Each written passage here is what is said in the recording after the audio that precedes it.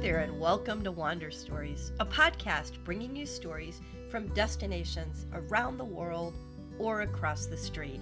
This is your host, Susan Lanier Graham, publisher of the award-winning online travel magazine, WanderWithWonder.com.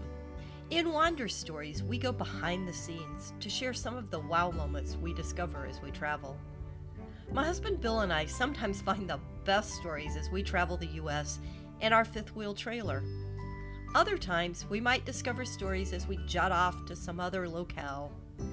No matter the source or where we go, we love bringing you Wander Stories to help inspire your own travels. So pull up a chair, grab a glass of bubbles or your favorite beverage, and enjoy this episode of Wander Stories. Welcome back to Wander Stories. So we'll begin with, where in the world is Susan? I'm coming to you today from Soledad Canyon, a few miles from Acton, California. Acton is a high desert town about 55 miles north of Los Angeles. It's tiny, about 1,500 people live in town, and about 8,000 people in the surrounding area. Acton has an interesting history. Prospectors moved to Acton in the mid-1800s when they found gold in nearby Soledad City. The town once was home to 35 bars when it was an active mining town. Famous residents have included Lou Henry, a geologist who became First Lady Lou Henry Hoover after her marriage to President Herbert Hoover. My husband is most excited about the picturesque Vasquez Rocks in nearby Agua Dulce. Many films were shot at the Vasquez Rocks, including The Ten Commandments, The Flintstones, Planet of the Apes, Austin Powers, Galaxy Quest, The Lone Ranger, Gunsmoke, and perhaps Bill's favorite, Star Trek. So now let's jump into today's episode. We've just finished Thanksgiving here in the U.S., when everyone was thinking about food. Now, personally, I think about food a lot. But yeah, especially around the holidays. That got me thinking about foods I've experienced around the world, the good and the bad. Food is such a part of my travels. When Bill and I travel, we often plan our day around the restaurants we want to visit. That has given us some remarkable and unexpected meals. I love Anthony Bourdain's comment that food, culture, people, and landscape are all absolutely inseparable. That has indeed been the case for me. I always loved good food. Even as a kid, I enjoyed complex flavors. As I grew up and we moved from Virginia to Colorado, an entirely new world of food opened up for me.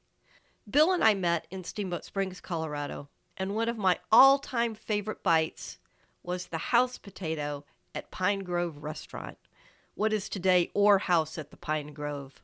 I've tried to replicate this potato many times and never come close. It's twice baked and has some kind of a cheese sauce on it. The one that they serve in the restaurant today is similar to what was served back in 1979, but not quite the same. And trust me, I know what that original potato tasted like, because Bill and I blew all the money he earned his senior year of high school, going out at least 2 or 3 nights a week to Pine Grove. He definitely knew how to create a great impression. Another early favorite, also in Colorado, were the scones at Sleepy Cat Ranch. It was a guest ranch that used to be near Meeker, Colorado, and it has unfortunately closed. This was a classic old log lodge, and they served some great steaks. But the scones were amazing. Now, these were not really scones, not British scones anyway. They were delightful deep-fried rolls served with butter and honey. As Bill and I ventured out, we began to appreciate food wherever we went. This really blossomed during the time we lived in Germany in the early 1980s. I arrived in Germany when I was 2 months pregnant, and I immediately discovered Zigeuner Schnitzel, which translates to something that is unfortunately politically incorrect. It translates to gypsy schnitzel. Zigeuner Schnitzel is a beautiful thin pork cutlet that is breaded and fried. It's served with this luscious tomato sauce that it has mushrooms, onion, red and green peppers, and wine.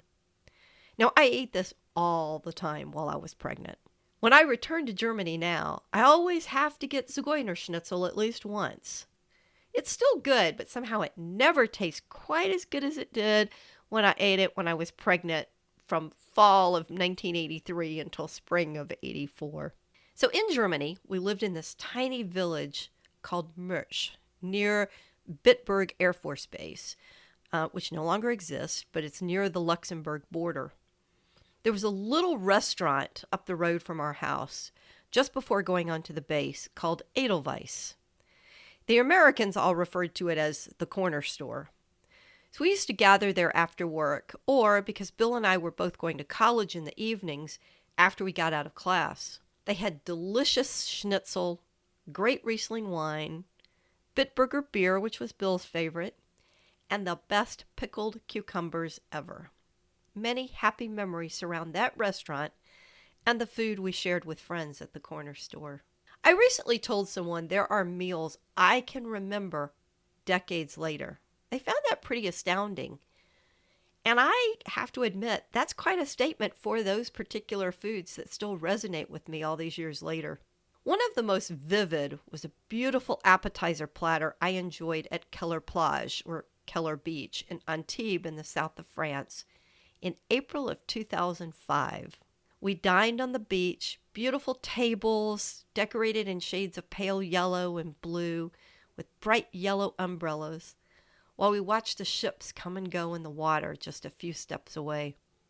So the setting was magical, but the food matched the setting. They started us off with this glass plate. It had 9 little compartments, each filled with a delightful bite.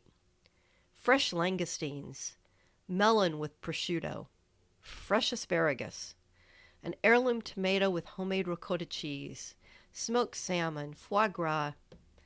I took my husband back to the area 15 years later because of the food I enjoyed there, and we were not disappointed. Another memorable meal was one I shared with my husband at Spago, Las Vegas. At the time, executive chef Eric Klein personally delivered each course to us. Chef Klein is now the vice president of culinary and partner at Wolfgang Puck Catering. But that night, he set out to wow us with a beautiful tasting menu. His flavors were amazing, and he took such pride as he walked each course out to us, sat down at the table, and described the dishes. The highlight for both of us was the chef's ricotta gnocchi. So simple, yet so sublime. These hand-rolled, homemade ricotta gnocchi were served in a black truffle butter sauce. I thought I had died and gone to heaven when I took that first bite. I will never forget that meal. And that leads me to truffles. Not the chocolate kind, the fungi variety. I had a truffle-themed dinner while traveling in the south of France near Saint-Tropez. I've long forgotten the restaurant's name, but it was truffle season, so the chef featured truffles in each course. One of my favorites was the mushroom and truffle soup. The rich flavors were transformative. I fell in love with truffles that night. Not truffle oil, but truffles. Fresh ones. Preferably black truffles, although white truffles do have a nice flavor. When used correctly, truffles bring out a deep, earthy flavor that takes me back to the south of France every single time. Now, that's not the only soup to make my list of the best flavors. Back in 2004, my mom and I spent a night at the Jerome Grand Hotel in Jerome, Arizona.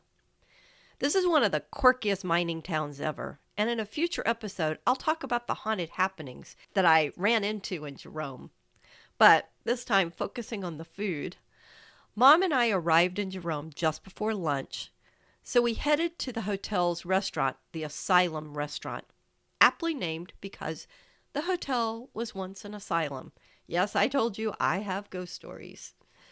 So it was October, November, fall, and they were offering a roasted butternut squash soup that actually remains on the menu to this day. I'm telling you, if you're ever in Arizona, drive to Jerome and have this soup. It's that good. It has a cinnamon and lime crema on top, and that combination of flavors is to die for. Even now, every time I have a bowl of butternut squash soup, I think of that delightful lunch with my mom. Not every dish has to be complicated or complex to be memorable. One of my favorite bites was a simple shrimp appetizer on a recent Viking ocean cruise between Rome and Barcelona. The restaurant had this cold shrimp appetizer. It was a little shrimp sitting on a cucumber with a delightful bright vinaigrette. 3 shrimp came in the appetizer. One night, I ordered appetizers and got 2 of the shrimp dishes because they were so delicious. Simple, fresh flavors, a bit of citrus in the vinaigrette, maybe a yuzu, although I never asked, and fresh, tender, delicate shrimp from the Mediterranean. An exquisite bite. Another simple bite I recently enjoyed was this delicious carrot hummus at Rex Hill Winery in Newberg, Oregon. Chef Billy Brownlee grew up on the Gulf Coast, but has cooked all over the world. He even regaled us with stories about cooking in the outback at Denali National Park in Alaska. He prepares meals based on what's in season and what's available at the market. The day I visited, he prepared a delightful roasted carrot hummus. So he would roast the carrots before preparing the hummus. So you've got that smokiness and the sweetness of homegrown carrots. It created a flavor sensation. I could have eaten just this and been happy, but he kept coming with more amazing food. Sometimes when I think about food, it brings a bit of melancholy when I realize I can never again duplicate that experience. One of the most poignant was dining on the most magnificent shrimp ever at Sugarcane Maui in the Lahaina Historic District in 2015. Sadly, the entire historic district was destroyed in this summer's fires. I will forever treasure that afternoon, looking out at the ocean, sipping a Mai Tai, and eating fresh fish. Those have all been amazing food memories, but I would be lying if I said every experience with food has been pleasant. I've had my share of food, should we say oddities as well. One of my daughter-in-law's favorite stories is of the mussel cappuccino I had a decade ago in Palm Springs. Yes, it was a cappuccino with mussels. The chef cooked the mussels in coffee. He then made a cappuccino, but added fish stock and added the mussels, served it in a cappuccino mug with some type of a cream on top. It was just wrong. I did brave one bite, but that was more than enough. I also had an odd experience in France with eating live squid. I was at Les Pêcheurs, a 1 Michelin star restaurant in Juan-les-Pins, near Antibes, not far from Cannes. They served live baby squid and a boiling pot of broth at the table. So we were to all drop the squid into the broth, let it cook briefly, and then eat it whole. Definitely one of my more interesting experiences. There are some foods that I just can't eat, and one of those was stinky tofu in Thailand. So while in Thailand, I tried a lot of different things. I tried fried crickets. They're sort of like potato chips. And fried silkworms, but not the stinky tofu. Just the smell made me gag. I couldn't even get it close. So I'll leave you with a funny Thai story. I love spicy food, but I had been warned about the Thai chilies. They make even the spiciest chilies in the Southwest seem mild, or so I'd been told.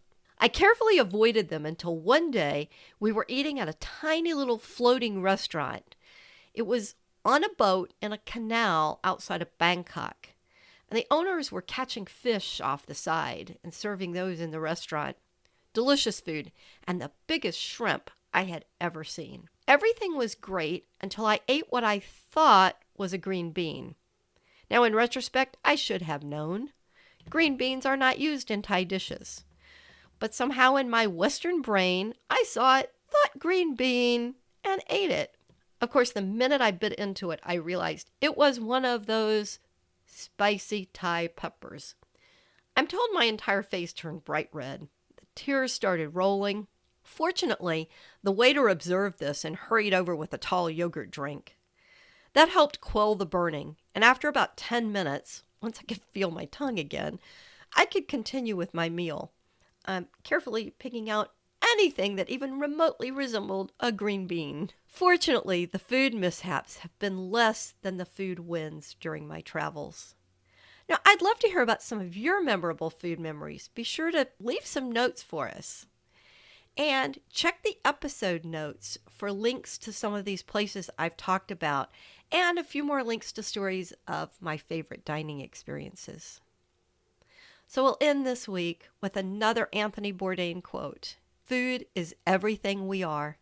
It's an extension of nationalist feeling, ethnic feeling, your personal history, your province, your region, your tribe, your grandma.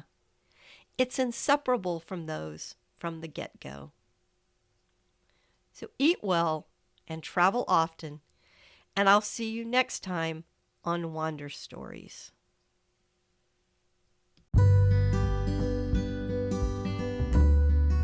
Thank you for joining us for this episode of Wander Stories. Join us next time when we share more stories from around the world or across the street.